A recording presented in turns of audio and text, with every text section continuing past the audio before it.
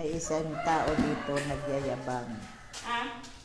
May isang tao dyan na naglalakad, nagyayabang, na magaling daw siya mag-tiles. Ayun na. Ayusin mo yan na hindi ka mapalpak, ha. Kaganda, ganda na ng bahay nila. Lahat na yan, napinising na. Ay, ano pala, pintura. Ganda ng lababo nila.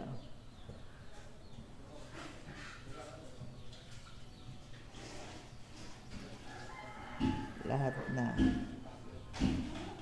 Hanggang doon.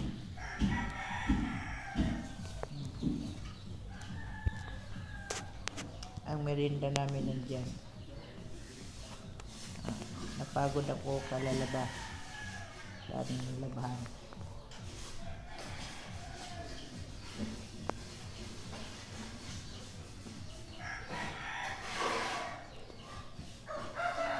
Ito yung sa likod ng bahay nila.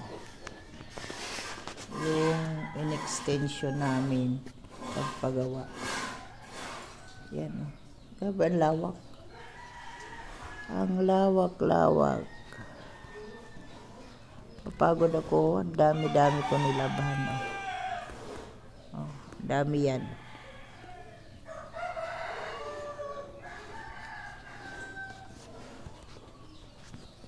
5 days na lang. Back to reality na. Okay. Ito na yung pinaghirapan ni Daday. Kitang-kita nyo na. Susunod na project niya yan, kisame na naman. Lagyan niya ng kisame yan. Pag nakahagilap siya ng pera. Yan. Ayun yung ano doon, no? Tatanggalin na yan kasi para wala na ano.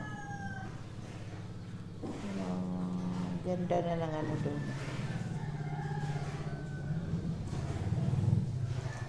Hindi talaga lali magpagawa ng bahay. Ganito lang siya. Yan. Laki-laki na ng ginastos niya. Pero hanggang doon naman yun. Hanggang doon. Yan. Ano, may mga display na kaming mga damit.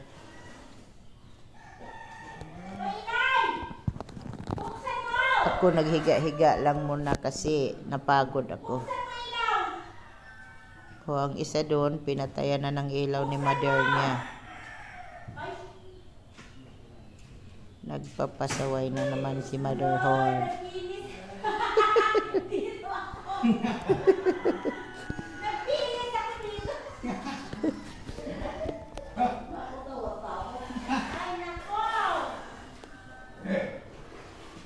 Yan, si Albert. Malapit na sa ano na siya. Malapit na siya husgahan ng kanyang pagpipentora.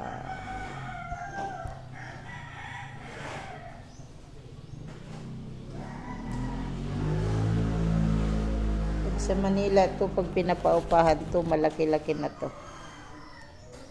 Laking pera na.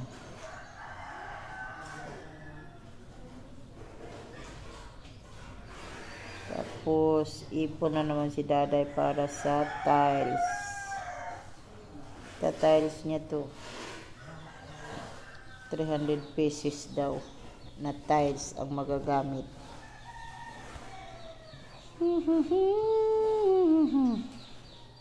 Ang ganda na tingnan.